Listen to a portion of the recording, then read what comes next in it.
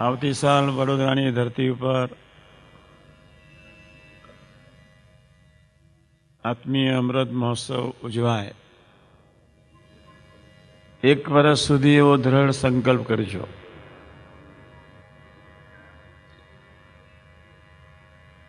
આપણું એક સનાતન સૂત્ર છે અને બાપાએ પણ એ જ અદ્ભુત સૂત્ર આપણને બધાને આપ્યું છે કે 1 વર્ષ દરમિયાન સમ સુરત ભાવ એકતામાં કોઈ જગ્યાએ ખાતર પડી જાય, નપાસ થઈ જાય, આત્મીયતા રાખવામાં ઇવન મનથી બી આપણે જો નપાસ થઈએ, મહારાજને સંભાળીને, બાપાને સંભાળીને કોઈ પણ ભોગે રાત્રે 10-15 મિનિટ ભજન પ્રાર્થના કરીને પછી સુવાનું. तुलसी जाके मुकन से भूले नेक से राम, ताकी पक्की पहनिया मेरे तन के जा. તુલસીદાસજીએ કેવી અદ્ભુત મહિમાની વાત કરી. ભગવાન સ્વામિનારાયણ વડતાલની ધરતી પર બિરાજમાન હતા.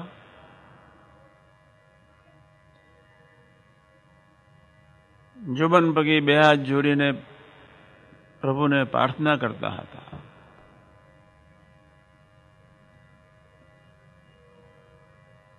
કે મહારાજ, તમે મને સુધાર્યો,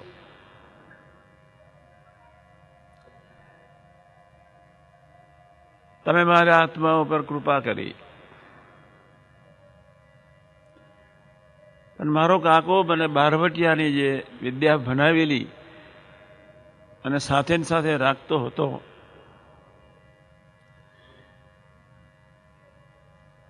એ મારો કાકો અત્યારે મારા ઘરમાં બેઠો છે. હું તો માર્ગે ચાલ્યો, મેં તો તમારા સંબંધે કરીને મારા આત્માનું રૂડું થયું,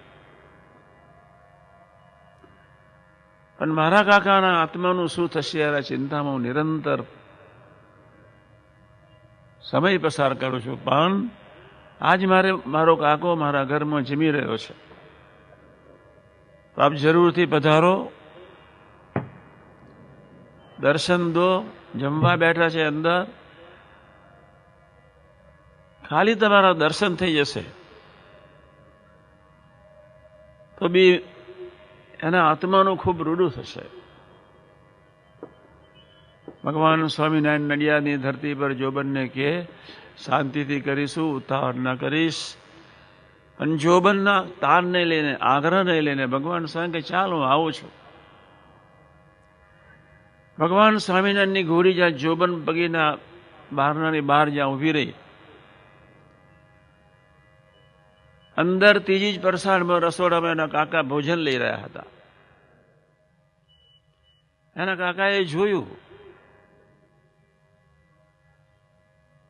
સ્વામિનારાયણ આવ્યો. સ્વામિનારાયણના એ કટ્ટર હતા. પ્રભુ જ્યાં ઘોડી પરથી નીચે ઉતર્યા, જ્યાં અંદર જવા પ્રયત્ન કરે ત્યાં તો પાછળ લાત મારી દિવાલ તોડીને ભાગી ગયા. જોબન પગીની આંખમાં આંસુ આવ્યા. મહારાજ, એના આત્માની સદગતિ થાય એવું કરજો.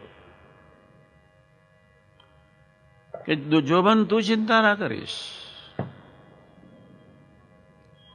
તારા સંબંધે કરીને પણ એનું કોઈ પણ ભોગ આપણે રૂડું કરવું છે.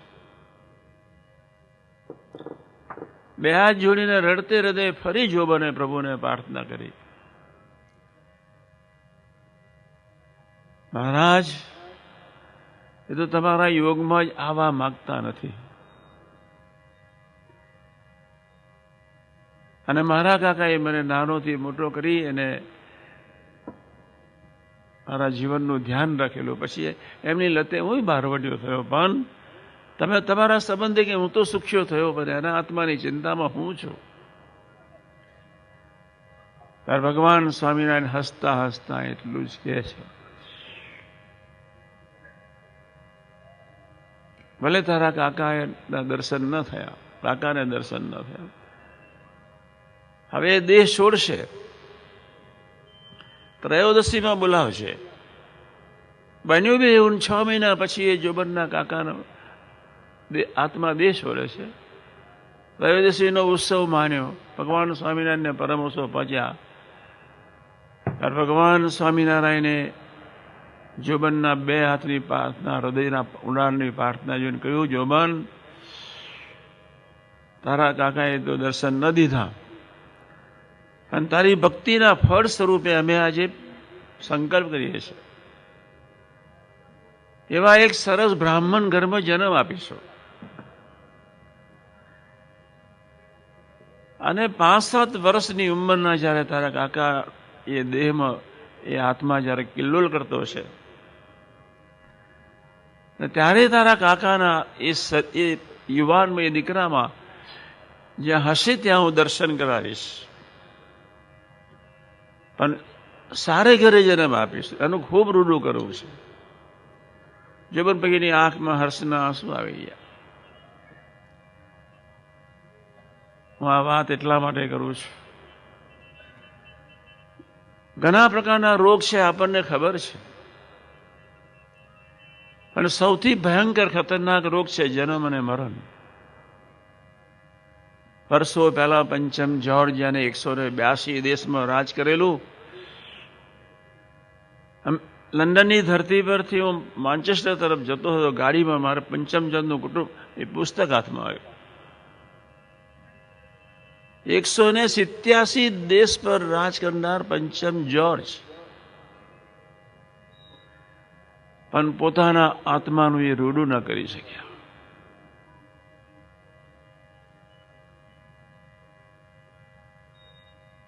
ઇબ્રાહિમ લિંકન, એની મા ઇબ્રાહિમને એટલું કે બેટા ચર્ચ નજીક છે, બાજુમાં છે, પાડોશમાં છે, તું દર્શન કરવા જા. બિચારા ઇબ્રાહિમ ન જઈ શક્યા. એનો આત્મા રખડતો રખડતો રખડતો એની માને દર્શન દે, પછી મા એને કે બેટા ત્યાં એક આજ્ઞા ન પાડી, મસ્જિદ ચર્ચમાં ન ગયો અને સંત પાદરીના યોગમાં ન ગયો. ઇબ્રાહિમ રડે. પંચમ જ્યોર્જ આજે બી લંડનના બકિંગહામ પેલેસમાં રડે. સત્સંગનો મુખ્ય હેતુ એ છે, દરેક આત્માને એક ભયંકરમાં ભયંકર મોટા મોટો રોગ વળી ગયો છે, જન્મ મરણ ને ગર્ભવાસ. એ રોગમાંથી મુક્તિ. અને બીજો હેતુ એ છે, કોઈ પણ ભોગે આપણું દેહ મંદિર બને ને ઘર મંદિર બને. હજારો યુવકો તમે આજે આવ્યા છો, એટલું જ કહેવું છે કે વતનાથ પ્રથમ 16 અને 18 પ્રમાણેનો સ્વધર્મ રાખવો, વતનાથ પ્રથમ 27 ને 37 પ્રમાણેની નિષ્ઠા રાખવી, મધ્ય 28 ને 41 પ્રમાણેની સેવા કરવી, અને છેલ્લાના 7 ને 11 પ્રમાણે આત્મબુદ્ધિની પ્રીતિથી જીવવાનો દ્રઢ સંકલ્પ કરવો. જ્યારે જ્યારે જ્યારે માનવ સ્વભાવને આધીન, આપણી સ્વાભાવિક પ્રકૃતિને આધીન જ્યારે પ્રથમ 16-18નો જ્યારે લોપ થઈ જાય, પ્રભુએ 2 વતનાથ સરસ આપ્યા છે.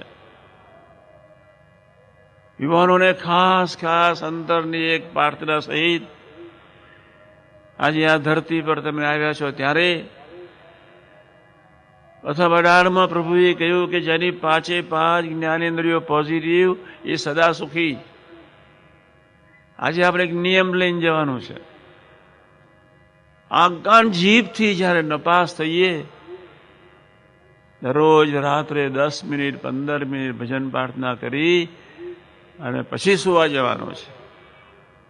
આપણું એ પ્રાણ જેવું વતના છે, જેના 5 જ્ઞાનેન્દ્રિયો વિવેકી ને પવિત્ર પ્રભુમય, એનો જ આત્મા ધન્ય ને સુખી બને. મારા જે વતનાથ પ્રથમ 18માં એ જ મુક્ત થાય છે.